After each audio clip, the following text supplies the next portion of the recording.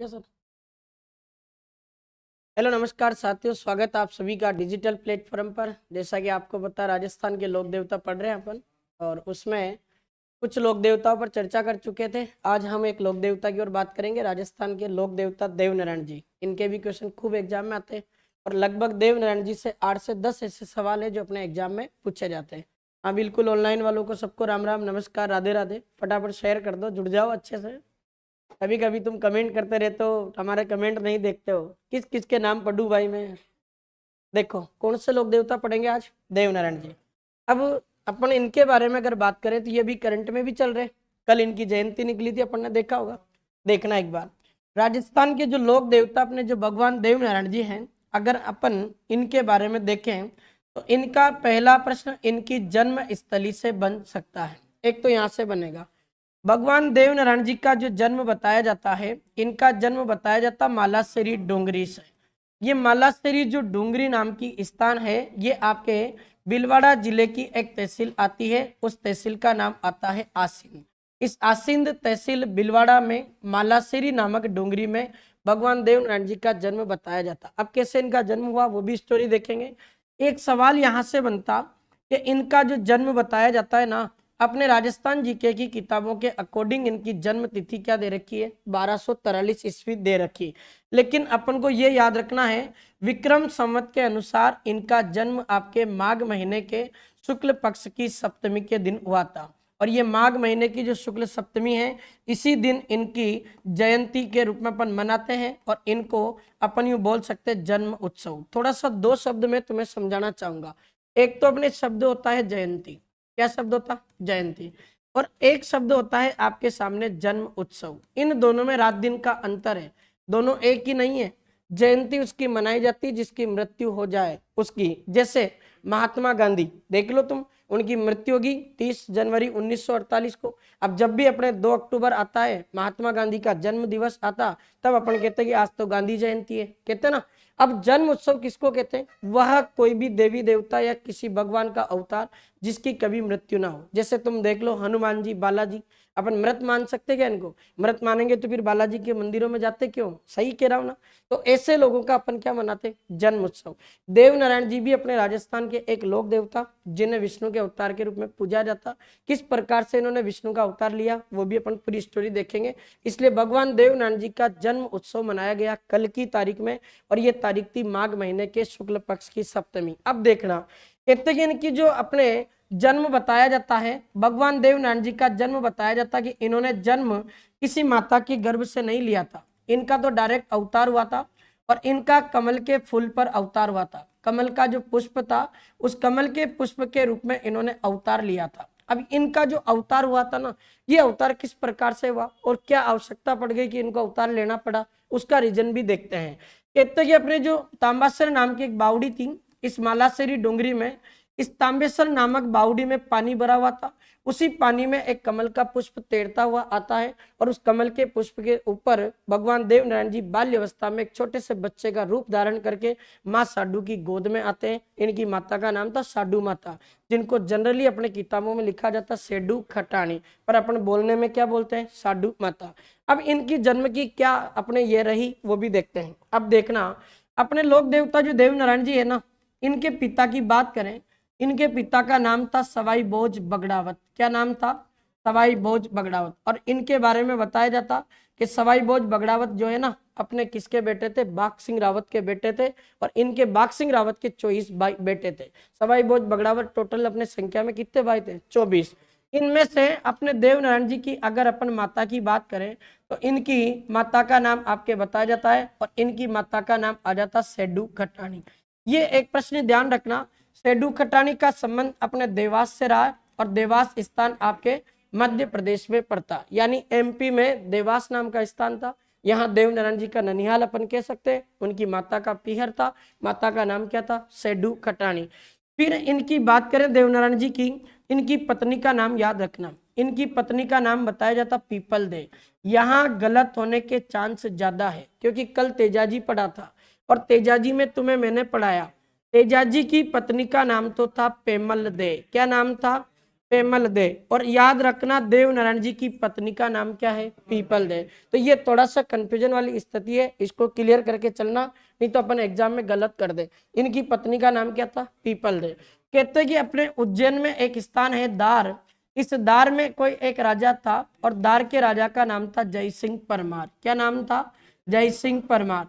इस दार के राजा जय सिंह परमार की ये पुत्री थी पीपल दे, और इसी जय सिंह परमार की बेटी के साथ में देव नारायण जी ने अपना विवाह किया था। अब विवाह कैसे हुआ वो भी स्टोरी में अपन देखेंगे। अभी एक सवाल पूछा जाता, देव नारायण जी की अपने संतानें बताई जाती है, इनके एक पुत्र और पुत्री था, और इनके बेटे बेटी का नाम बताया जाता बाला बाली।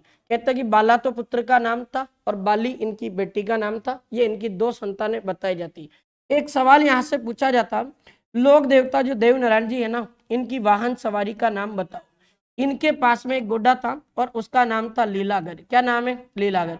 ये भी अपने एग्जाम में पूछा जा सकता है सवाल। देखो यहाँ भी चक्कर पड़ सकता है, तेजा जी की घोड़ी थी लीलन श्रृंगारी, और देव नारायण जी के वाहन सवारी का नाम क्या? लीलागर। यहाँ भी अपन को याद रखना। एक पॉइंट और सुनना, अपने भगवान देव नारायण जी का जो मेला है ना, इनका मेला कहाँ बरता?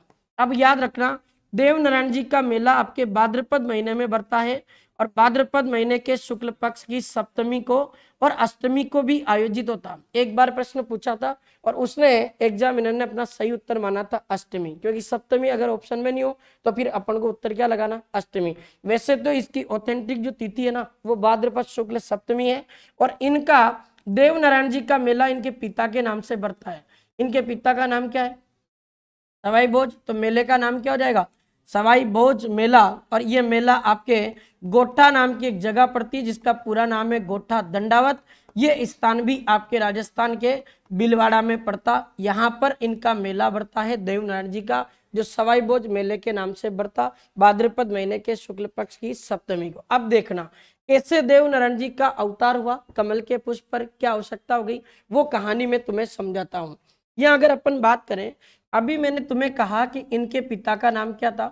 सवाई भोज बगड़ावत। क्या नाम है? सवाई भोज बगड़ावत।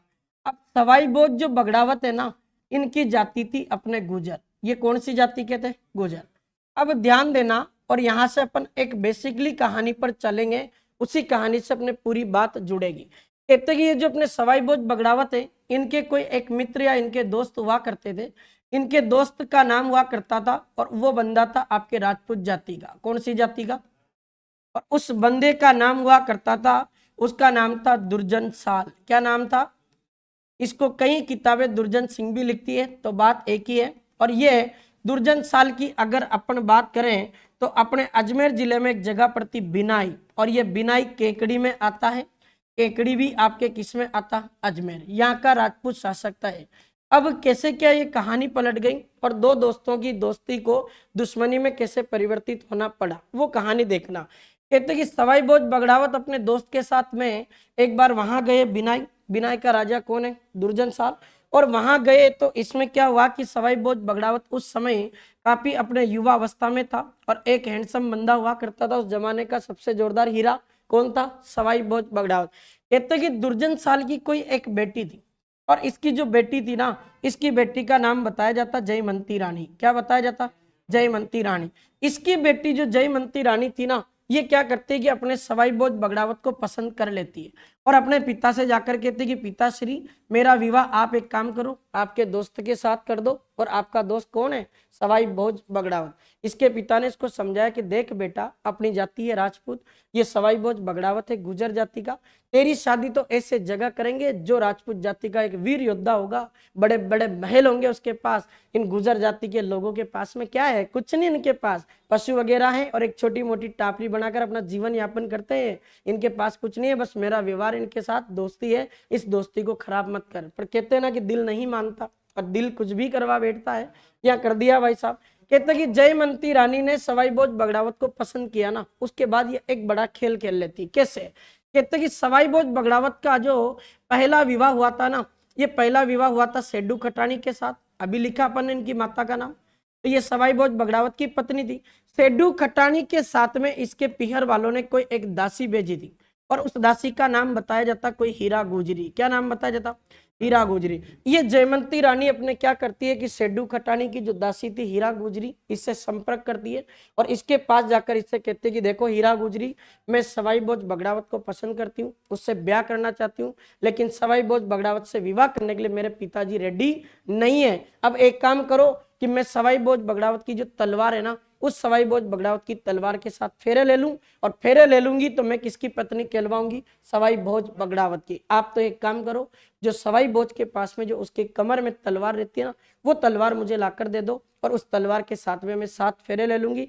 तलवार के 7 फेरे लूंगी तो उसका मतलब हो जाएगा सवाई भोज बगड़ावत ने दुर्जन साल के घर तोरण मार दिया और दुर्जन साल की बेटी के साथ ब्याह कर लिया। ऐसा किसने सोचा? जयमंती ने। हीरा गुजरी से तलवार मंगवाती है, तलवार के साथ में फेरे ले लेती है। फेरे लेने के बाद में ये पता चला किसको? सवाई भोज बगड़ावत को। सवाई भोज बगड़ावत ने मैसेज भेजा पहले तो दुर्जन साल को कि भाई देख ऐसी ऐसी बात है, अगर तेरी बेटी मुझे पसंद करती तो मैं राजी हूँ ब्याह करने के लिए, पर एक काम करें, अच्छी तरीके से बारात लेकर आए हम, और बारात लेकर आए तो बारात का स्वागत भी कर बढ़िया आराम से, फिर हम वहाँ फेरे वगैरह सारी रस्मों को करेंगे और तेरी बेटी के साथ मैं ब्याह कर लूंगा। लेकिन मुझे एक बात बताओ, क्या दुर्जन साल मान जाता? क्या नहीं मानता। उसको बता था यार मैं राजपूत हूँ, इन गुजरों के साथ में कैसे ब्याह कर सकता हूँ, इंटरकास्ट मैरिज कैसे कर दूंगा, ये सोसाइटी मुझे क्या बोलेगी, और मैंने मेरी बेटी का विवाह ऐसे लोगों के साथ कर दिया। कहते हैं कि ये दुर्जन साल इस सवाई भोज बगड़ावत को एक मैसेज भेजता और कहता है कि सवाई भोज बगड़ावत, अगर तुम बारात लाकर लेने का प्रयास करोगे ना घर तक, तो तुम्हारी लाशें यहाँ से जाएगी। कहते सवाई भोज बगड़ावत भी अपने 24 भाई थे, 24 के 24 भयंकर वीर योद्धा हुआ करते थे, किसी प्रकार का इनके अंदर कोई डर नहीं था, भगवान शंकर की ये भक्ति किया करते थे, शिव भगवान की भक्ति की बगड़ावतों ने। सवाई भोज ने भगवान शिव को प्रसन्न कर लिया। सवाई भोज ने जब जैसे शिव को प्रसन्न कर दिया तो शिव ने कहा कि भोज क्या मांगना चाहता है मांग। भगवान शिव ने इस सवाई भोज बगड़ावत को 12 साल की काया और 12 साल की माया दी थी। इसका मतलब होता कि सवाई भोज बगड़ावत आज जो जिस अवस्था में तू है युवा, ऐसा का ऐसा ही 12 सालों तक रहेगा। तेरे पास जितना धन है तेरे धन में कभी कमी नहीं आएगी। ऐसा वरदान शिव भगवान ने किसको दिया था? सवाई भोज बगड़ावत को। बहुत भयंकर वीर योद्धा हुआ करते थे, इनको ऐसे आसानी से नहीं मारा जा सकता था। कहानियां ये बताती है कि जयमंती जो रानी है ना, ये वास्तव में कोई एक साधारण महिला या बालिका नहीं थी। महिला ये तो अपने कालका माता का एक अवतार मानी जाती है, जो अपने बगड़ावतों को मारने के लिए जन्म ले चुकी थी। किसके घर? दुर्जन साल। अब कहते हैं बगड़ावत 24 भाइयों के साथ बारात लेकर पहुंचे, वहां भयंकर एक लड़ाई लड़ी जाती है। उस भयंकर लड़ाई में सवाई भोज बगड़ावत अपने सभी भाइयों सहित वीर गति को प्राप्त हो जाते और सबके सब भाई वीर गति को प्राप्त हो गए। कहानी ये भी बताती है कि सवाई भोज बगड़ावत को इनको कोई मार नहीं सकता था। इन्होंने तो क्या किया कि कालका माँ ने अपना रूप धारण किया और कालका माँ ने इनसे मांगा कि भोज मैं तुझे मान जाऊंगी अगर तू अपने सिर काट कर दे देगा। कहते कि बगड़ावतों ने अपने खुद के सिर काटकर उस कालका के हाथों में अर्पित कर दिए थे। इस प्रकार से बगड़ावतों ने अपने प्राणों का बलिदान दिया था। उसी सवाई भोज बगड़ावत की पत्नी कौन है? सेड्डू खटानी। अब इन गुजरियों को पता लग जाता है कि अपने जितने भी पति थे सारे के सारे पति मारे गए। अब पति मर गए तो पत्नी को भी सती होना पड़ेगा। भाई पति मर चुका, उस जमाने में सती प्रथा बड़ी हुआ करती थी स्तर पर। सेड्डू खटानी को उस रात में एक सपना आता है और सेड्डू खटानी को भगवान विष्णु एक सपना देते हैं। क्यों सपना देते कि सेड्डू खटानी भगवान विष्णु की अपने शुरू से ही भक्ति करती थी और इसके घर में किसी भी बेटे या बेटी का जन्म तक नहीं हुआ था। इसकी कोख सुनी थी, कोई इससे पहले बेटा नहीं था ना बेटी थी इसके सेड्डू खटानी के। उस रात में भगवान विष्णु सेड्डू खटानी को सपना देते और कहते हैं कि सेड्डू खटानी आप एक काम करना, आपकी देवरानी आपकी जेठानी अगर जो सती हो रही है ना, आप उसके साथ सती मत होना और आप चिंता मत करो, थोड़ा धैर्य रखना, विश्वास बनाए रखना। एक दिन मैं खुद आपके घर में उस तांबेसर नामक बावड़ी में कमल के फूल पर अवतार लूंगा और आप सती मत होना। कहते कि सेड्डू खटानी उस सपने को सच मान लेती है और अपनी देवरानियों के साथ में सती नहीं होती। सती जब नहीं हुई तो उसके कुछ दिनों के पश्चात सेड्डू खटानी को एक सपना और आता है और उस सपने में भगवान विष्णु इसको कहते हैं कि माँ साडू आप एक काम करो, मुझे लेने के लिए आना अपने माघ महीने के शुक्ल पक्ष की सप्तमी के दिन, और मैं आपको तांबेसर नामक बावड़ी में कमल के फूल पर अवतार लेता हुआ आपको मिल जाऊंगा। ऐसा भगवान विष्णु ने सपना किसको दिया था? सेड्डू खटाणी। कहानियां ये भी बताती कि सेड्डू खटाणी को सपना आया। दूसरे दिन सेड्डू खटाणी हीरा गुजरी से कहते कि है हीरा गुजरी, तू तो बरले मोतियावाड़ी थाल थाल भरकर अपन चलेंगे उस भगवान को लेने के लिए। ये मोतियों की थालियां भरकर भगवान देवनारायण जी का स्वागत करने के लिए उस नारायण का, और अपने आगे जाती है और जाकर देखती है उस तांबेसर बावड़ी में। तो तांबेसर बावड़ी में कमल का पुष्प तैर रहा था, जिस पर एक छोटा सा बच्चा विराजमान था, और वो बच्चा कमल के पुष्प पर तैरता हुआ साडू माता की तरफ बढ़ रहा था। इस तरीके से सेड्डू खटाणी की गोद में खुद भगवान विष्णु इसके अपने कमल के पुष्प पर अवतरित होकर आए। वही लोक देवता अपन पढ़ने, और उसी लोक देवता का नाम क्या है? अपने देवनारायण जी। तो देवनारायण जी जो भगवान है, इनका जन्म माता के गर्भ से नहीं हुआ था, इनका तो जन्म कमल के फूल पर अवतार के रूप में बताया जाता, जो तांबेसर नामक बावड़ी आपके कहां पड़ती? मालासेरी डोंगरी। अब देखो, इन्होंने अपने जन्म के समय ही चमत्कार दिखाया, इसलिए भगवान देवनारायण जी को अपने राजस्थान में चमत्कारी पुरुष के रूप में भी इनको जाना जाता। पूछा जा सकता है सवाल, राजस्थान के वह लोक देवता जिसको चमत्कारी पुरुष कहते हैं, चमत्कारी पुरुष के नाम से किसको जाना जाता? देवनारायण। अब कहते हैं कि देवनारायण जी का जन्म हो चुका है, अवतार ले लिया इन्होंने। सेड्डू खटाणी हीरा गुजरी के साथ में इसको लेकर आती है घर। सेड्डू खटाणी के दिमाग में एक बात चल रही थी। सेड्डू खटाणी मन ही मन सोच रही थी कि क्या पता वो बिनाई का शासक दुर्जन साल मेरे पति को मारा, उस प्रकार से मेरे बेटे को नहीं मार दे, इसलिए मैं एक काम करूं, मेरे बेटे का पालन पोषण करने के लिए पीहर चली जाऊं कुछ दिनों तक, और पीहर में ये बड़ा हो जाएगा। बड़ा होने के बाद में हम वापस कहाँ जाएंगे? हमारे गांव आ जाएंगे, गोठा। ये सेड्डू खटाणी अपने पुत्र देवनारायण को लेकर जाती है और अपने मालवा चली जाती। देवास को पहले क्या कहते थे? मालवा। भगवान श्री देवनारायण जी वहां रहते हैं। 5-7 साल 8-10 साल बीते, इनकी बाल्य अवस्था चल रही थी। एक दिन देवनारायण जी अपने घर के बाहर अपने गेंद का खेल खेल रहे थे, और गेंद का खेल खेलते समय देवनारायण जी ने उस गेंद को लात मारी। भगवान है ये तो स्वयं। गेंद को जैसे ही लात मारी तो इनकी 2 मामियां थी, उनमें से बड़ी मामी और छोटी मामी। इनकी एक मामी अच्छी थी और एक मामी थोड़ी खराब थी। छोटी वाली मामी अच्छी रखा करती थी, बड़ी वाली मामी खराब थी। देवनारायण जी ने जैसे गेंद को लात मारी तो गेंद बड़ी वाली जो मामी थी उसके महल पे जा लगी। कहते कि वो पूरा महल कंपन कर गया था जब वो गेंद उस महल के जाकर लगी। वो बड़ी मामी उस महल में खड़ी हुई थी, रंग महल में। उसने खड़ी होकर कंपन देखा तो नीचे गिर गई। नीचे गिर गई तो उसके हाथों में जो चूड़ियां थी ना, वो चूड़ियां उसमें टूट गई। अब किसी भी महिला के हाथों में अगर चूड़ियां है और अगर वो टूट जाती है तो उसको अशुभ माना जाता। चूड़ियां कब तोड़ी जाती है? जब उसका पति मृत हो जाए, तब चूड़ियां तोड़ी जाती। देवनारायण जी आगे गए और उन्होंने देखा कि यार मेरी मामी जो है वो जमीन पे गिर गई, मैं इनको उठा देता हूँ। देवनारायण जी ने बड़ी मामी को उठाकर खड़ा किया, उनकी चूड़ी टूटी हुई थी, अपनी गेंद हाथों में ली और वहां से आने लगे। इतने में इनकी बड़ी मामी को क्रोध आ रहा था, उन्होंने 2-3 डायलॉग मार दिए। किसको? देवनारायण जी को। देवनारायण जी को कहा कि तू इतना बड़ा गेंद का खिलाड़ी है और तू जब गेंद के लात मारा तब तेरी गेंद के कारण मेरा महल कंपन कर गया।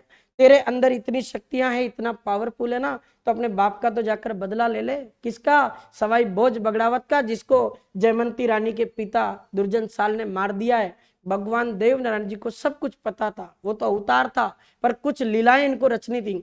माता के, अपनी मामी के वो वचन सुने तो देवनारायण जी ने कहा अपनी माता से कि माता श्री क्या ये सच है? मामी जी जो बता रहे हैं मुझे, ये वास्तव में अगर हकीकत हो तो फिर भी बताओ आप।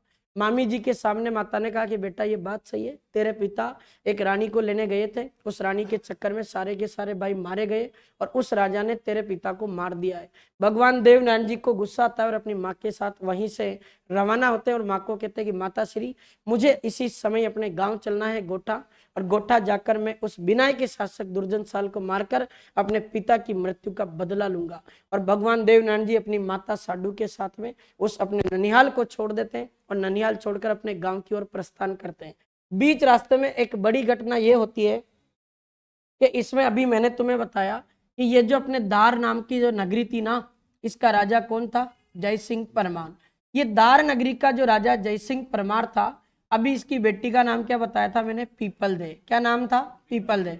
इस पीपल दे के बारे में बताया जाता कि ये अपने जीवन से कुछ अपने शरीर पर अपंग थी। शरीर के अपंग कैसे थी? एक तो इसका जो सिर था ना, इसके सिर पर अपने जन्म से एक तो सिंग उग रहा था। अब ये सिर है, यहाँ इसके सिंग लग रहा था, कोई भी इसको देखता नहीं था, सब इसको अशुभ मानते थे। भाई स्वाभाविक सी बात है। फिर कहते कि ये पीपल जो है ना, ये एक रोग से ग्रसित हो गई थी और उस रोग का नाम आता कुष्ठ रोग। अब आपको पता है किसी को कोढ़ रोग हो जाता है, कुष्ठ रोग, उस व्यक्ति को कोई भी हाथ नहीं लगाता, क्योंकि ये बीमारी होती संक्रामक, और संक्रामक बीमारी का मतलब होता एक व्यक्ति से दूसरे व्यक्ति में ट्रांसफर होना। इसके ऊपर कुष्ठ रोग हो रखा था। दूसरी बात, पीपल देख के सिर पर सिंह था, आंखों से ये अंधी थी बेचारी बचपन से ही। इसके पिता जय सिंह परमार ने इस बेटी को अपने क्या किया, एक कैद खाने में बंद कर दिया। कोई इसको देखना ही नहीं चाहता था। जय सिंह परमार अपनी बेटी को अपने हाथों से कैसे मार दे यार, बेटी है वो भी। एक दिन इस पीपल दे का दिमाग खराब होता है, और उस पता नहीं भगवान जाने राम जाने वो कैद खाना कैसे वो वहां से निकली। उस कैद खाने से निकलकर बाहर आती है, आंखों से तो दिख ही नहीं रहा, और बाहर आते समय किसी एक पर्वत पर चढ़ जाती है। अब पर्वत पर जब ये चढ़ी, तब इसी रास्ते से भगवान देव नारायण जी अपने गुजर रहे थे माता साडू के साथ। देव नारायण जी ने देखा तो इस पर्वत पर कोई एक महिला थी। उनको पता लगा कि अगर ये महिला इससे गिर गई तो इस पर्वत से गिरने के बाद में इसकी डेथ हो सकती है, मृत हो सकती है। देवनारायण जी सेडू खटानी को कहते हैं और माता से कहकर इस महिला के पास पहुंचते हैं, और इस महिला को जाकर पकड़ते हैं और इसे कहते हैं कि क्या हुआ देवी, आप मरना क्यों चाहते हो, जीवन आपको प्यारा नहीं है क्या। उस समय पीपल दे देवनारायण जी भगवान को देखा ही नहीं, उसने आंखें ही नहीं उसकी, दिखाई नहीं दे उसको। वो कहती कि आप कौन है मैं नहीं जानती, लेकिन ये समाज मुझे नहीं देखना चाहता। मेरे पिता ने मुझे स्वयं को एक कैद खाने में डाल रखा है, मेरा जीवन नरक जैसा बन गया, इसलिए मैं मर जाऊं उससे तो बढ़िया है। भगवान देव नारायण जी ने इस पीपल दे से कहा कि पीपल दे, अगर मैं तुम्हारी आंखों से तुम्हें दिखा दूं, तुम्हारा अंधापन दूर हो जाए, तुम्हारे शरीर के ऊपर जो कोढ़ रोग है इस कुष्ठ रोग को दूर कर दूं, तुम्हारे शरीर की जो अपंगता है उसको दूर कर दूं, तो क्या तुम जीवोगी। उस पीपल दे ने कहा कि आपका बड़ा भाग्य, मैं बड़ी सौभाग्यशाली हूँ कि अगर मेरे उद्धार कर दो आप तो कर दो। देवनारायण जी भगवान ने उस पीपल दे की तरफ कहा कि आप चिंता मत करो, अभी आप सही हो जाओगे। भगवान देवनारायण जी की कृपा थी, विष्णु के अवतार थे, इन्होंने हाथ घुमाया और पीपल दे की कंचन काया हो गई, उसका अंधापन दूर हो गया, उसका कुष्ठ रोग दूर हो गया, सिंह जो लगा हुआ था सिर पर वो मिट गया। और भगवान देवनारायण जी के पास में कमर पर तलवार लगी हुई थी। देवनारायण जी ने तलवार में इसका चेहरा दिखाया कि लो पीपल दे, तुम देखो, क्या मुझे देख पा रही हो, क्या मेरी इस तलवार को देख पा रही हो, तुम्हारे शरीर को एक बार देखकर देखो तुम कितनी सुंदर लग रही हो। और उस पीपल दे को पूरा बदल दिया था, उसका उद्धार किया था। कहते कि ये पीपल दे भगवान देवनारायण जी के चरणों में गिरती है और देवनारायण जी से कहते कि प्रभु मुझे आपकी चरणों की दासी बना लो। क्या बना लो, दासी। भगवान देवनारायण जी ने कहा कि आप मेरी दासी बनने के लायक नहीं हो, आप तो बहुत बड़ी एक राजा की पुत्री हो, उस राजा को शर्म आनी चाहिए कि ऐसी बेटी के साथ में ऐसा अत्याचार किया जा रहा है। भगवान देवनारायण जी इस पीपल दे को कहते कि आप मेरे चरणों की दासी नहीं, आप मेरी रानी बनकर रहना, और इस पीपल दे के साथ में विवाह करते। इस प्रकार से देवनारायण जी का विवाह हुआ था किसके साथ, पीपल दे के साथ, जो धार के राजा किसकी पुत्री थी, जय सिंह परमार। ये धार रुकते हैं, जय सिंह परमार की बेटी के साथ ब्याह करते हैं, फिर माता साडू के साथ में गोठा पहुंचते हैं। अब गोठा पहुंचे, अब गोठा जब ये पहुंचे ना, तब इनके दिमाग में एक ही बात दिमाग में चल रही थी कि अब तो कैसे भी करके पिता की मृत्यु का बदला लेना। अब पिता की मृत्यु का बदला लेंगे। अब क्या होता है, इन देवनारायण जी का कोई एक भाई बताया जाता, जो इनके जो अंकल वगैरह थे उनका एक लड़का था, उसका नाम क्या था, महेंदु। क्या है कि महेंदु अपने जब एक छोटा सा बालक था ना, तभी इस बालक को अपने बिनाई का शासक, क्या है कि उसका नाम था दुर्जन साल, ये अपने पास लेकर चला जाता है। और इस दुर्जन साल ने इस महेंदु को अपने बिनाई में इसको नौकर बना रखा था, ये नौकर जैसा काम करता था। अब भगवान देवनारायण जी की कहानी में कुछ एक बात और आती है कि देवनारायण जी को पता चला कि मैं सबसे पहले तो एक काम करूं, मेरे भाई को मैं मुक्ति दिलाऊं, और ये जो नौकर बनकर काम कर रहा है इसको नौकरपने से हटाऊं। देवनारायण जी अपने बिनाई जाते हैं और उन्होंने देखा कि बिनाई जब पहुंचे तो दुर्जन साल की तो मृत्यु हो गई। इसके दो बेटे थे, दुर्जन साल के एक बेटे का नाम था सातल और एक बेटे का नाम क्या था, पातल। क्या क्या नाम था बोलो, सातल और पातल। ये दोनों बेटे दुर्जन साल के। अब दुर्जन साल के दोनों बेटे सातल पातल नौकर जैसा काम करवा रहे थे किसको, महेंदु। भगवान देवनारायण जी अपने भाई महेंदु को यहाँ से आजाद करवाते, दोनों भाई इनके साथ लड़कर इन्हें मार देते। और भगवान देवनारायण जी ने कहा, महेंदु तुझे इन लोगों ने नौकर बनाकर रखा, जा आज से मैं तुझे बिनाई का अगला राजा बना रहा हूं और कोई भी तुझे यहाँ से राजा के पद पर नहीं हटाएगा। भगवान देवनारायण जी ने इस महेंदु को अपने बिनाई का क्या बनाया था, राजा।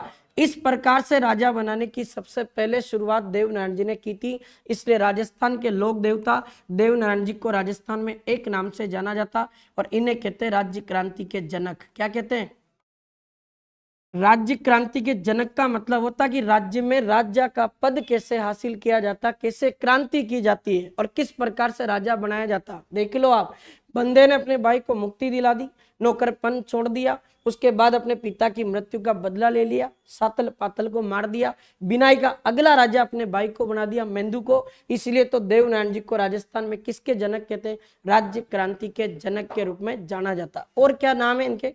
देखो, अपने भगवान देवनारायण जी के एक बचपन का नाम पूछा जाता। इनके बचपन का नाम क्या था? उदय सिंह। बहुत इंपॉर्टेंट सवाल है ये सवाल, तो जाने कितनी बार एग्जाम में आया हुआ कि राजस्थान के किस लोक देवता के बचपन का नाम उदय सिंह था। तो बचपन का नाम उदय सिंह किस लोक देवता का था? देवनारायण जी का था। ये भी अपन को याद रखना। अब इनसे रिलेटेड अपने जो और सवाल आते हैं ना, वो मैं अभी बताऊंगा आपको, ध्यान दो एक बार। अब इनके उपनाम की बात कर लेते हैं कि इनको किन किन नामों से जाना जाता। देखिए, इनका अवतार हुआ विष्णु भगवान के रूप में, इसलिए इनको विष्णु का क्या मानते हैं? अवतार। फिर दूसरी बात, भगवान देवनारायण जी का जन्म गुर्जर जाति में हुआ, तो गुर्जर जाति के आराध्य देव के रूप में पूजा होती है इनकी। गुर्जर जाति इनको सबसे ज्यादा मानती है, इसलिए अपन नाम रख देंगे क्या? गुर्जर जाति के आराध्य देव। ये भी लोक देवता देवनारायण जी का क्या है? उपनाम। और देखो, अभी मैंने तुम्हें क्या कहा कि इन्होंने कमल के फूल पर अवतार लिया था, चमत्कार दिखाया, इसलिए देवनारायण जी को अपने राजस्थान में चमत्कारी पुरुष के नाम से भी जाना जाता। अपने भाई मेंदू को बिनाई का राजा बनाया और सबसे पहले राज्य में क्रांति की शुरुआत की, इसलिए राज्य क्रांति का जनक भी किसको कहते हैं? देवनारायण जी को। अब इनके 2-3 नाम और याद रखने, ध्यान दो। क्या पूछ रहे हो? इसको क्या? ना ना, अरे लिखा है, वो भी चमत्कारी पुरुष है भाई, उन्होंने भी चमत्कार दिखाया। अपन ने लिखा था सिद्ध पुरुष है वो, तो चमत्कारी कहाँ लिख दिया? सिद्ध योगी है वो, वचन पुरुष है वो, तो चमत्कारी कैसे लिख दिया मैंने तो बताया था तुम्हें, हरभुजी को शकुन शास्त्र के ज्ञाता, वचन पुरुष और सिद्ध योगी के नाम से जाना जाता है। चमत्कारी कहाँ लिखा है भाई? देखना ढंग से। चमत्कारी पुरुष के नाम से तो अपने देवनारायण जी को जाना जाता है, मैंने नहीं लिखवाया। देखो एक बार, अपने देवनारायण जी को एक नाम से और जाना जाता और इन्हें राजस्थान में औषधि निर्माता देवता कहते हैं। अब क्यों कहते हैं अभी बताऊंगा। फिर याद रखना, एक नाम और आता है इनका, और इन्हें अपने एक नाम से और जाना जाता और इन्हें अपने राजस्थान में कहते हैं आयुर्वेद के ज्ञाता। ये सवाल तक एग्जाम में आया हुआ। आयुर्वेद के ज्ञाता, औषधि के निर्माता, ये भी किसका नाम है? देवनारायण जी का। और देखना, एक इनका उपनाम आता है और देवनारायण जी को राजस्थान में ईंटों का श्याम कहते हैं। क्या कहते हैं? ईंटों का श्याम। अब क्यों कहते हैं अभी बताऊंगा। फिर एक देवनारायण जी का नाम और आता है और इन्हें अपने राणा जो सांगा था मेवाड़ का, उस राणा सांगा के आराध्य देव के रूप में भी पूजा जाता। कहते कि राणा सांगा इनकी आराधना करता था और इनके चमत्कारों से बड़ा प्रभावित था, तो राणा सांगा के आराध्य देव के रूप में भी पूजा की जाती। किसकी? देवनारायण जी। ये नाम जो लिखे ना, इनमें से कुछ नाम तो तुम्हें समझ में आ गए। जैसे मैंने कहा कि भगवान विष्णु ने अवतार लिया, तो विष्णु का अवतार। गुर्जर जाति में जन्म हुआ, तो गुर्जर जाति के आराध्य देव। कमल के फूल पर अवतरित हुए, तो नाम चमत्कारी पुरुष। बाई को राज्य से मुक्ति दिलाई, राजा बनाया, तो नाम क्या हो गया? राज्य क्रांति के जनक। अब राणा सांगा के आराध्य देव, ये कोई भी शासक के हो सकते हैं भाई, अपनी मर्जी है, अपनी आराधना अपन किसी भी देवता के प्रति प्रकट कर सकते हैं, इसलिए राणा सांगा के आराध्य देव। अब देखना, ये नाम जो आए ना, इसमें एक बात ये बताई जाती है कि जो देवनारायण जी है ना, इनके क्षेत्र में क्या है कि एक बीमारी फैल गई थी, उस रोग का नाम था चर्म रोग। क्या नाम था? चर्म। ये चर्म रोग जो था, इसका इलाज करने के लिए देवनारायण जी ने क्या किया, एक तो गोबर की राख ली और गोबर की राख के साथ में इन्होंने नीम के पत्ते लिए। गोबर की राख और नीम के पत्तों से एक मिश्रण तैयार किया और उस मिश्रण को कहा कि लोगों को कि आप एक काम करो, ये जो मैंने राख बनाई है ना गोबर की और नीम के पत्तों से, इस औषधि का मिश्रण तुम्हारे जिस भी स्किन पर तुम्हारे चर्म रोग हो रहा है उस पर लगा लेना। और उसके लगाने के पश्चात देवनारायण जी ने चर्म रोग से लोगों को मुक्ति दिलाई, इसलिए देवनारायण जी को राजस्थान में चर्म रोग निवारक देवता भी कहते हैं। अब सबसे पहले गोबर की राख और नीम के पत्तों से औषधि बनाई थी, इसलिए देवनारायण जी को क्या कहते हैं? औषधि निर्माता देवता। जो भी कोई व्यक्ति औषधि का काम करता उसको आयुर्वेद कहते अपन, इसलिए देवनारायण जी को आयुर्वेद के क्या कहते हैं? ज्ञाता। तो आयुर्वेद के ज्ञाता, औषधि निर्माता देवता, इन सभी नामों से किसको जानते हैं? देवनारायण जी। अब ये नाम कहां से आया? ईंटों का श्याम। ध्यान देना, अगर तुमने भगवान देवनारायण जी के जो भी प्राचीन मंदिर देखे होंगे ना, तो आपको पता कि अपने मंदिरों को देवरा बोलते अपन गांव में। इन देवरों में जाकर तुम देखना, इनकी एक भी मूर्ति नहीं मिलेगी प्राचीन देवरों में। आज अलग बात है कि आप तो जो मंदिर वगैरह है उनमें से कुछ ऐसे मंदिर जिनमें मूर्तियां मिल जाएगी, पर आज भी इनके मंदिर में क्या होगा, एक ईंट रहती है और उसी ईंट को देवनारायण जी का प्रतीक चिन्ह मानकर इनकी पूजा की जाती। इसलिए देवनारायण जी को अपने किस नाम से जानते हैं, ईंटों का श्याम। आपसे पूछेगा सवाल, राजस्थान का एक ऐसा लोक देवता बताओ जिसके मंदिर में ईंट की पूजा होती है। ईंट की पूजा भी किस देवता के मंदिर में होती है बताओ, देव नारायण जी। ये सारे प्रश्न अपने एक लोक देवता से रिलेटेड है, उस देवता का नाम क्या है, देवनारायण। अब देखो आगे और क्या क्या सवाल बनेंगे, और भी इंपॉर्टेंट सवाल है। कल मैंने बात की थी तुम्हारे सामने, कल बताया था कि अपने तेजाजी और देवनारायण जी पर डाक टिकट जारी हुआ 5 सितंबर 2011 को 5 रुपए का डाक टिकट जारी किया गया था देवनारायण जी पर, जबकि तेजाजी पर कब हुआ था, 7 सितंबर 2011। ये 5 रुपए का जो डाक टिकट जारी हुआ ना, ये लोक देवता अपने देवनारायण जी पर किया गया था। बहुत इंपॉर्टेंट सवाल है, ध्यान देना। यहाँ देवनारायण जी पर ये जो डाक टिकट जारी हुआ था, उस समय केंद्रीय जो सूचना प्रसारण मंत्री थे उसका नाम क्या था, सचिन पायलट। इस सचिन पायलट ने भगवान देवनारायण जी के डाक टिकट का विमोचन कहाँ किया था, अजमेर में। तुम्हें पता अजमेर में एक देवमाली नाम की जगह पड़ती, आज तो वो ब्यावर में आता है। उसी देवमाली मंदिर में अपने सचिन पायलट ने अजमेर में भगवान देवनारायण जी के ऊपर डाक टिकट का क्या किया था, विमोचन। तो 5 रुपए का डाक टिकट जारी हुआ, और ये जारी हुआ था 5 सितंबर 2011 को देवनारायण जी पर, और इसका विमोचन पायलट ने अजमेर में किया था। और देखना और क्या क्या प्रश्न है।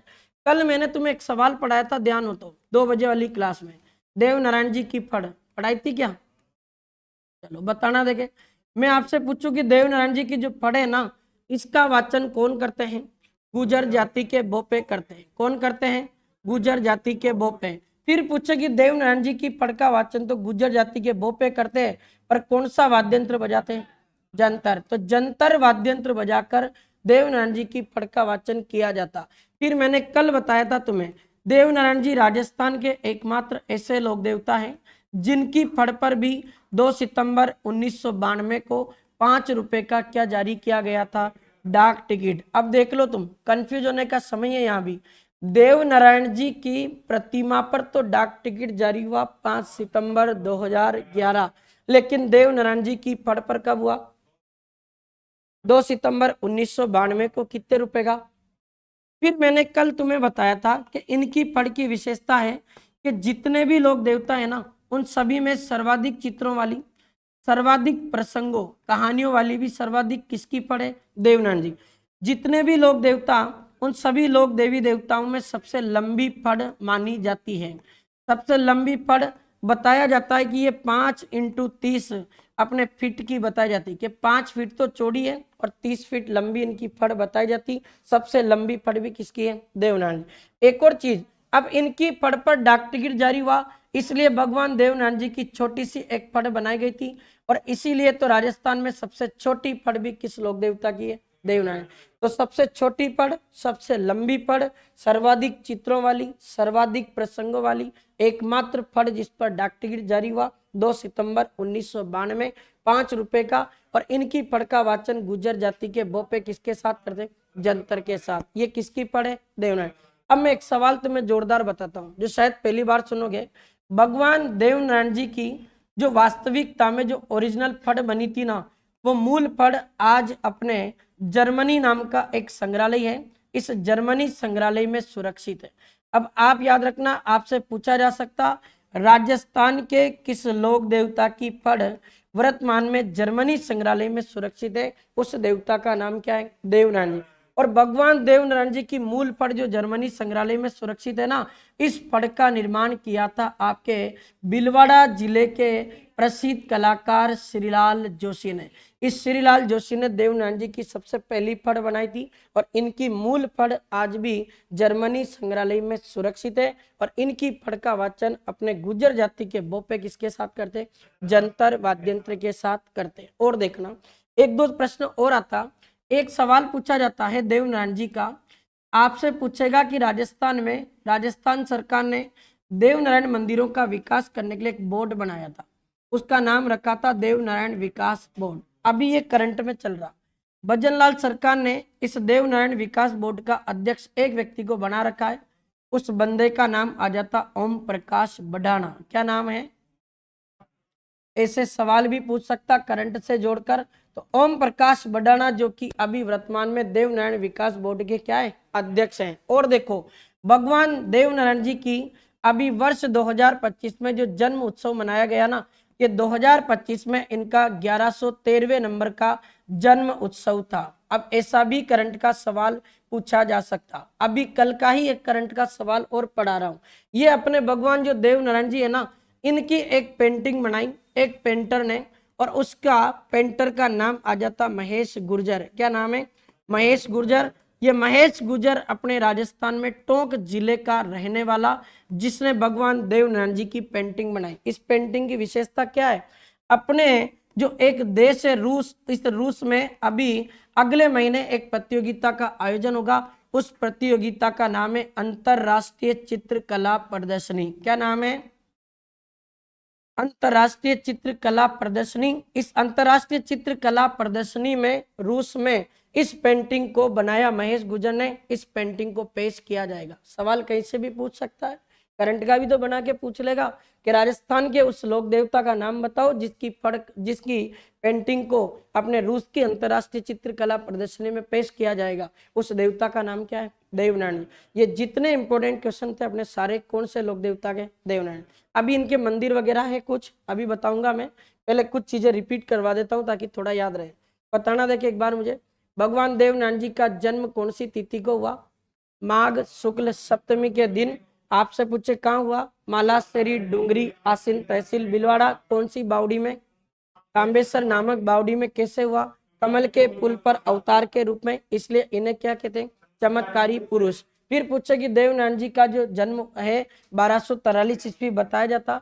इनके पिता का नाम क्या था? सवाई भोज बगड़ावत। माता का नाम शेडू कटानी, जो कहाँ की है? देवास एमपी की।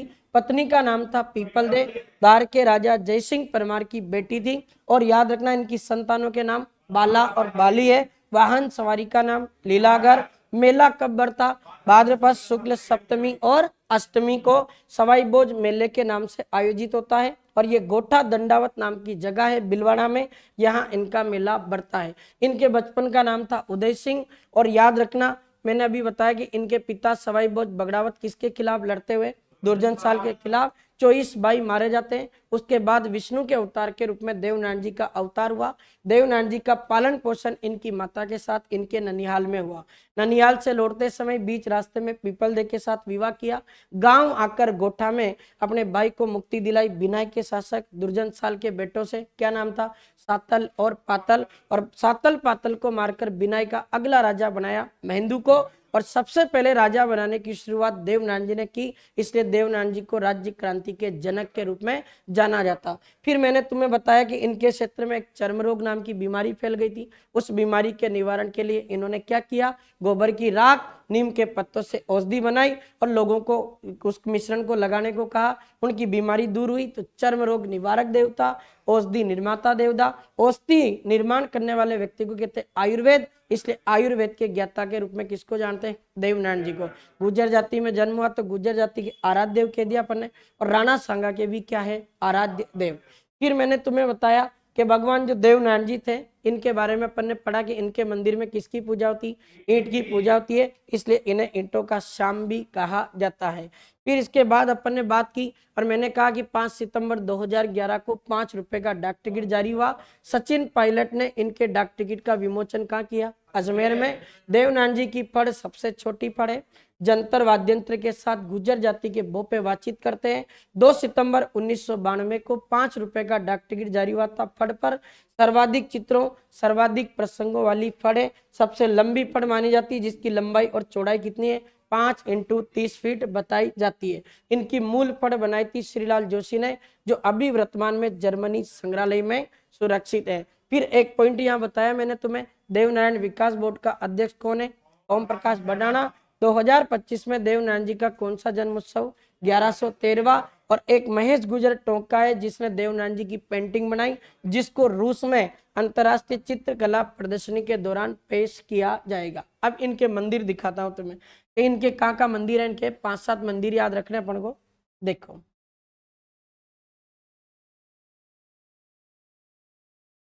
देवनारायण जी के प्रमुख मंदिर, वैसे तुम्हें पता होगा 2-4 मंदिर तो इनके, एक बार देखना। देखो एक तो अपने भगवान देवनारायण जी का मंदिर इनकी जन्म स्थली पर है।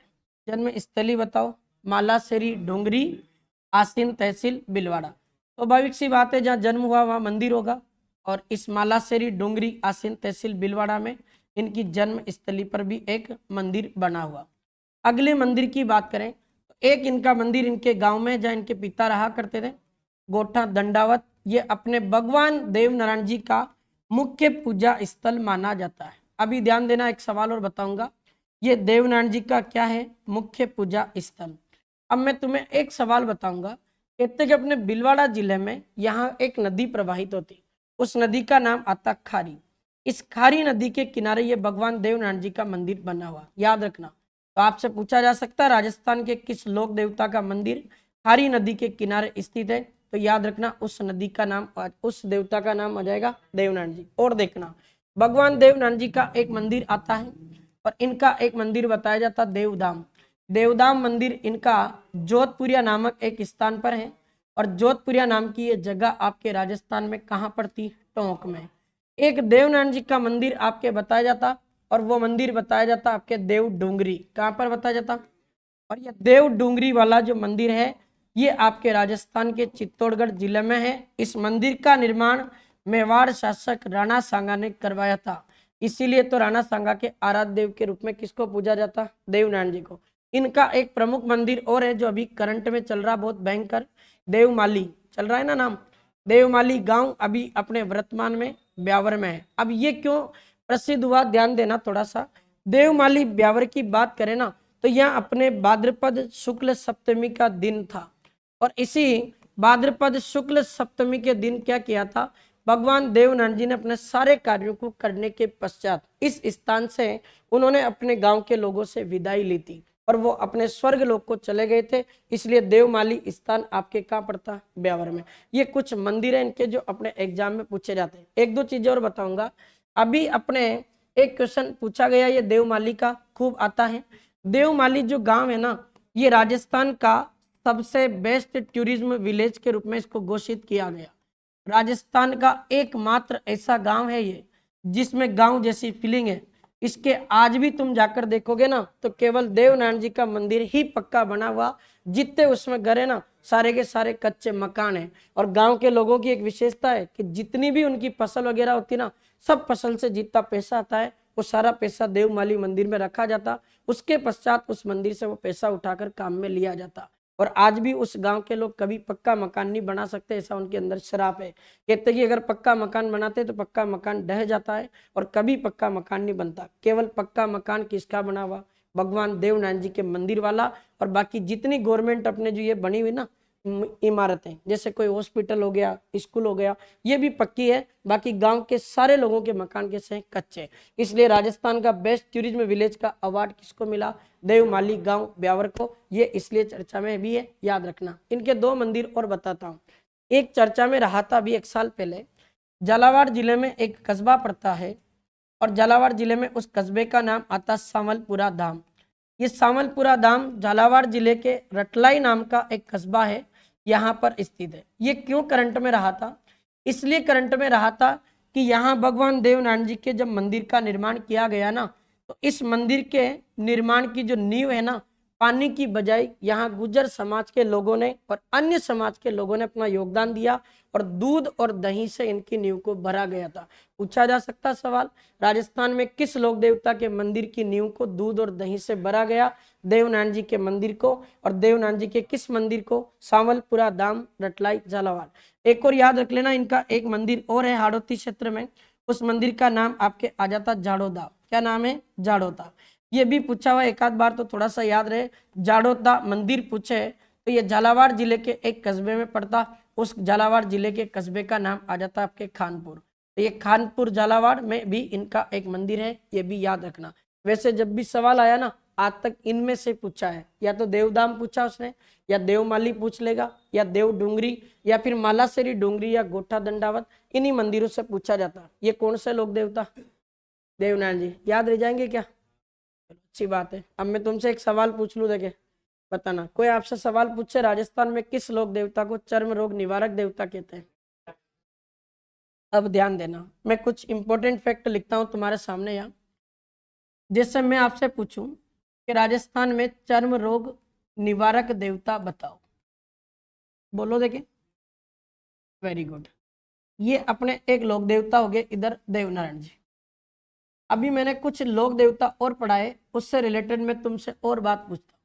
मैं आपसे पूछूं, राजस्थान में ऊंटों की एक बीमारी है, और ऊंटों की बीमारी का नाम था सर्रा रोग, था ना? और ऊंटों में सर्रा रोग को मिटाने वाला देवता कौन है? बाबूजी। सारे बीमारी वाले देवता यहाँ लिख दूंगा। सर्रा रोग निवारक देवता पूछे तो उस लोक देवता का नाम क्या आ जाता है? बाबूजी राठौड़ आ जाता है। और देखते हैं, एक और बताऊं मैं, मुझे बताना। आप, मैंने पढ़ा दिया वैसे तुम्हें। मैं पूछूं कि राजस्थान में कुष्ठ रोग निवारक देवता किसको कहते हैं? अरे कुष्ठ रोग, अरे ना, रामदेव जी आएगा। दोनों में से एक का चयन करना हो तो फिर इसका पहला विकल्प रामदेव जी को मानना है। सबसे ज्यादा कोढ़ रोग को मिटाने वाले देवता कौन है? रामदेव जी। उन्होंने तो अपनी पत्नी की कोढ़ खत्म की थी, लेकिन रामदेव जी के मंदिर में तो आज भी कोई कोढ़ हुआ व्यक्ति चला जाए ना तो इनकी कृपा से उस बीमारी को दूर हो जाता है। ये भी पढ़ाया तुम्हें। फिर मैं बताऊं आपको, बताना मुझे। एक बीमारी पढ़ा दी तुम्हें, प्लेग रक्षक। बताओ देखिए, प्लेग रक्षक देवता कौन है? भूल गए क्या? अरे बाबूजी राठौड़ पढ़ा अपन ने। देखो एक और बताना, कल ही पढ़ाई थी, काला बाला पढ़ा था ना। काला बाला का नाम बताओ एक। नारू रोग। और इस काला वाला नारू रोग के देवता कौन है? तेजाजी। ऐसे याद रखोगे तो काम चल जाएगा, और नहीं तो फिर अपन कंफ्यूज होते फिरो। इनमें से जितने सवाल मैंने लिखे ना तुम्हारे सामने, दो सवाल पूछे हुए। एक तो ये ऊंटों के देवता पूछा जाता, एक प्लेग रक्षक देवता भी पूछा हुआ, एक काला वाला देवता भी पूछा हुआ। काला वाला एक बीमारी है नारू रोग, जिसके देवता कौन है? तेजाजी। अब ये अपने जितने बड़े देवता थे ना सारे कंप्लीट हो गए। अब एक लोक देवता कल्लाजी राठौड़ है, वो तो आज पूरा नहीं होगा, कम से कम मुझे 20-25 मिनट चाहिए, कल करूंगा। आज अपन कोई छोटा देवता पढ़ लेते हैं। बताना। देखिए एक बार मैंने तुम्हें वीरपत्ता जी पढ़ा दिया क्या? ठीक है, ये पढ़ लिया था अपन ने, तो दूसरा पढ़ लेते हैं आज। ध्यान देना, एक लोक देवता है आपके, और उनका नाम आता है हरिराम बाबा। क्या नाम है? इनको पढ़ लेते हैं आज। देखो एक बार, हरिराम बाबा की अगर अपन बात करें तो इनका जो मंदिर है आपके, इनका मंदिर नागौर जिले में है। और नागौर जिले में एक गांव पड़ता, उस गांव का नाम आता जोरडा गांव। क्या नाम है? और जोरडा गांव नागौर में इनका अपने हरिराम बाबा का मंदिर बना हुआ। अब यहाँ ध्यान देना, इनके 2-3 सवाल पूछे हुए। क्या क्या प्रश्न पूछे? इनके मंदिर की एक विशेषता है कि इनके मंदिर में हरिराम बाबा की मूर्ति नहीं है, ये बताया जाता। मूर्ति की बजाय इस मंदिर में सांप की बाम्बी है, जिसकी पूजा की जाती है। सांप की बाम्बी। और याद रखना, सांप की बाम्बी की ही पूजा की जाती, ना कि मूर्ति की। किसके मंदिर में? हरिराम बाबा। क्या क्या कह रहे हो? अच्छा, इनके पगलिया भी है वहाँ? होंगे भाई, और किताबें तो यही लिखती कि सांप की बाम्बी की पूजा होती। एक और चीज, सांप की बाम्बी की पूजा होती क्योंकि ये लोगों को सांप से बचाते हैं, इसलिए राजस्थान में इन्हें भी सर्प रक्षक देवता के रूप में पूजा जाता। 3 हो गए, गोगा जी, तेजा जी, और एक कौन है? हरिराम बाबा। एक और आज पढ़ाऊंगा। इसके अलावा हरिराम बाबा के बारे में बताया जाता कि इन्होंने अपने जीवन के दौरान 84 नियमों का पालन किया था। आज तो अपन एक भी नियम का पालन नहीं करते हैं। बंदे ने उस जमाने में कितने नियमों का पालन कर दिया होगा? 84 नियमों का पालन किया था हरिराम बाबा ने। लोगों को सांपों से बचाया, सर्प रक्षक देवता बना दिया। मंदिर में मूर्ति नहीं है, सांप की बाम्बी की पूजा होती। मंदिर कहाँ है? चोरडा गांव नागौर में। ये कुछ इंपॉर्टेंट फैक्ट है किस देवता के? हरिराम बाबा। एक और देवता बताऊं, और तुमने नाम सुना होगा केसरिया कुंवर जी, सुना क्या? अरे गोगा जी के पुत्र के रूप में पूजा जाता है इनको, याद है? चलो देखो, केसरिया कुंवर जी एक ऐसे लोक देवता जिन्हें भी अपने राजस्थान में सर्प रक्षक देवता के रूप में पूजा जाता है। ये 4 आपके सर्प रक्षक देवता राजस्थान के, कहते कि इन्होंने भी अपने पिता की तरह लोगों को सांपों से बचाया और अपने पिता की तरह अपने सांपों की सिद्धियों को प्राप्त किया, इसलिए सर्प रक्षक देवता बन गए। केसरिया कुंवर जी को अपने गोगा जी के पुत्र के रूप में पूजा जाता। एक सवाल और आता है, केसरिया कुंवर जी के 2 मंदिर है, एक तो इनके पिता की जन्म स्थली पर है, पिता की जन्म स्थली थी ददरेवा चूरू, पढ़ा था ना शीर्ष मेढ़ी, और एक इनका मंदिर हनुमानगढ़ जिले में है, उसका स्थान पड़ता ब्रह्मसर। कौन सा स्थान है? ब्रह्मसर। इस ब्रह्मसर नामक स्थान पर हनुमानगढ़ जिले में भी अपने केसरिया कुंवर जी का क्या बना हुआ? मंदिर। एक सवाल और है, केसरिया कुंवर जी का जो मंदिर है, इस मंदिर में जो झंडा है ना, इनके मंदिर का झंडा अपने रहता है श्वेत कलर का, सफेद रंग का झंडा इनके मंदिर में चढ़ाया जाता है, ये भी अपन को याद रखना। और एक पॉइंट और बता दूं, केसरिया कुंवर जी का अगर आपसे पूछे कि इनका मेला किस दिन बढ़ता है, तो इनका मेला बढ़ता है आपके भाद्रपद महीने में कृष्ण पक्ष की अष्टमी को, याद रखना। और इनके 2 मंदिर है अपने राजस्थान में, ददरेवा चूरू में, ब्रह्मसर हनुमानगढ़ में। इन्हें भी अपने राजस्थान में सर्प रक्षक देवता के रूप में पूजा जाता। और इनके पिता का नाम क्या था? गोगा जी। इनके मंदिर में झंडा जो होता वो सफेद रंग का चढ़ाया जाता। एक देवता और बता दूं, छोटा सा है वो, 2 मिनट का। देखो, काला टोकरा नामक एक जगह पड़ती सिरोही में, सुना है क्या नाम? इस काला टोकरा सिरोही में आदिवासियों के प्रसिद्ध लोक देवता का मंदिर है। नहीं,